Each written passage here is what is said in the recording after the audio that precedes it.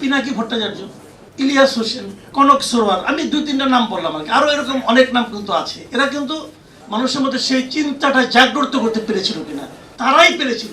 তাদের ভূমিকা আমি মনে করি বিরাট কিছু ছিল। যে লোক হাসিনা সরকারকে সরানোর জন্য পাগল হয়ে গেল, যে লোক ইউনূস সরকার আসার পর তার প্রশংসা করলো, তারা এখন কেন করে না?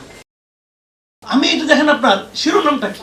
শিরোনামটা হলো জুলাই আগস্টের গণ অভ্যুত্থান ও প্রবাসীদের ভূমিকা।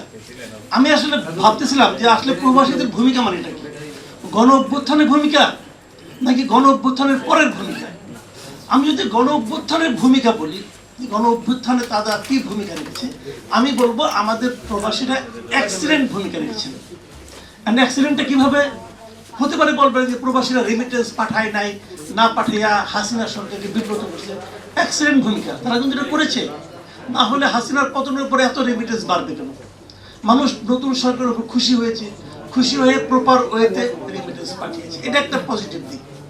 কিন্তু আমি মনে করি তারও যে বড় পজিটিভ দিক ছিল, যে অভ্যুত্থানটা হয়েছিল, গণ অভ্যুত্থান হয়েছিল, এখানে প্রবাসে বসে আমাদের কিছু লোক এই সোশ্যাল মিডিয়ার মাধ্যমে এদেশের মানুষকে সংগঠিত করেছে, এদেশের মানুষকে বুঝিয়েছে যে কেন আপনাকে এটা করা উচিত, এদেশের মানুষকে ইনফর্ম করেছে যে কেন তাদের বিদেশে চলে যেতে হলো, এবং এদেশের মানুষকে দেখিয়েছে যে স্বৈরাচারী হাসিনার আসলে প্রকৃত চেহারাটা কি।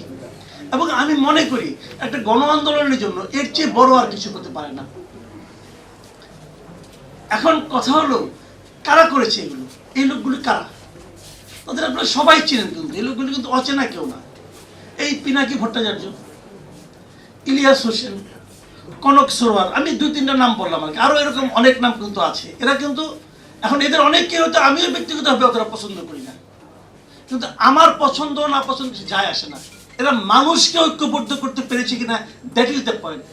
এবং একটা কমন ইস্যুতে, একটা কমন ব্যাপার থেকে হাসিনাকে সরাতে হবে, এই ইস্যুতে তারা সক্রিয় ছিল কিনা, তারা মানুষের মধ্যে সেই চিন্তাটা জাগ্রত করতে পেরেছিল কিনা, দ্যাট ইজ দ্য পয়েন্ট।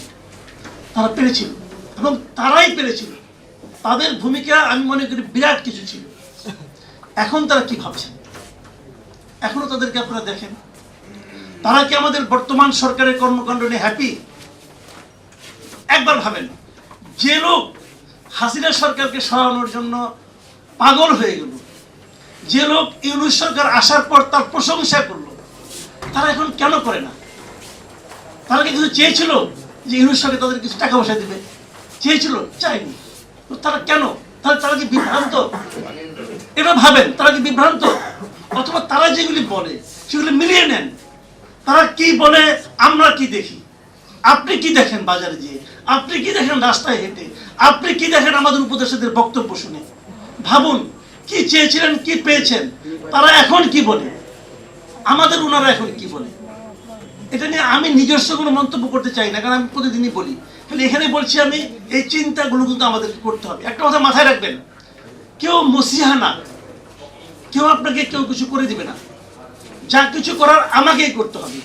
আমি যদি এখানে ভুল কিছু বলতে থাকি, আপনারা আমাকে থামিয়ে দেবেন, ভাই আপনার এই পাগলামি আমি শুনতে চাই না। তখন আমি বুঝবো আমি পাগলামি করতেছি। যতক্ষণ পর্যন্ত আপনারা আমাকে না থামাবেন, আমি ভাববো কি আমি তো খুব ভালো বলতেছি। মানুষকে থামাতে হবে, মানুষকে বলতে হবে এনাফ, আপনি যা বলেছিলেন এনাফ হয়েছে, আর বলেন না, কাজটা করে দেখান। সেই কাজটা কি হচ্ছে? কাজটা হচ্ছে না। এই যে আমাদের আশরাফ কাসের বললেন গোলাম মুর্তজাকে ওখানে পাঠানো হয়েছে, সে খুব হ্যাপি। আমি হ্যাপি না, আমি আনহ্যাপি। আমি আনহ্যাপি কেন? আমি গোলাম মুর্তজার মতো একজন সরব সাংবাদিককে বাংলাদেশ থেকে হারাবো। গোলাম মুর্তজা কিন্তু কাউকে তেল দিয়ে চলে না রে ভাই। আমি তাকে দেখেছি, সরকার কোনো সমস্যা করেছে সেটা প্রতিবাদ করেছে।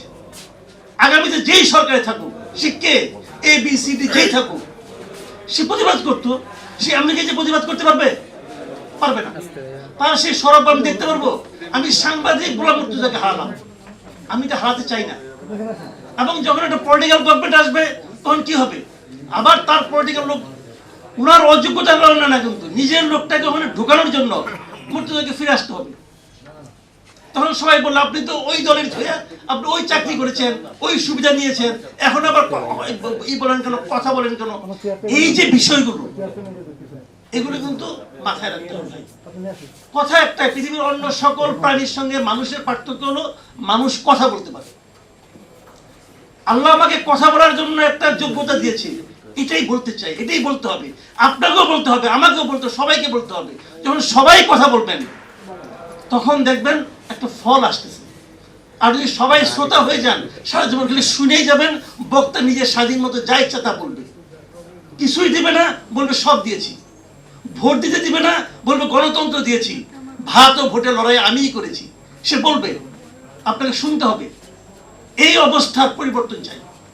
আমি মনে করি আপনারা সবাই কথা বলেন, এত এত ক্যামেরা দেখছি, আমার খুব ভালো লাগছে ভাই, এই জন্য একটু বেশি বলে ফেললাম, কিছু মনে করেন না। সবাইকে ধন্যবাদ।